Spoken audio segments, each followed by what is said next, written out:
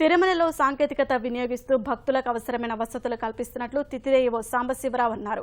అన్నమయ్య భవన్లో తితిదేలోని అన్ని విభాగాల అధికారులతో ఆయన సమీక్షా సమావేశం నిర్వహించారు. భక్తుల సౌకర్యార్థం 300 రూపాయల ప్రత్యేక ప్రవేశ దర్శన టికెట్ల నమోదును 6 నుంచి 10కి పెంచినట్లు ఆయన తెలిపారు.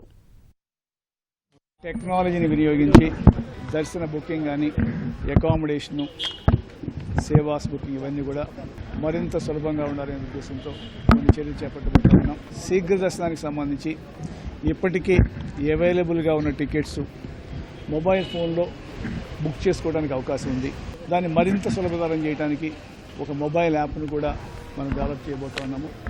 దాని ద్వారా అకామిడేషను శీఘ్ర దర్శనం సేవాస్ కానివ్వండి అవైలబిలిటీ ఉంటే బ్రేక్ దర్శనం లాంటివి కూడా మొబైల్లో ముందు అప్లై చేసుకున్నట్లయితే ఆన్లైన్లో పేమెంట్ చేసేసి తీసుకోవడానికి కూడా మనం TCS వారిని రిక్వెస్ట్ చేయడం జరిగింది.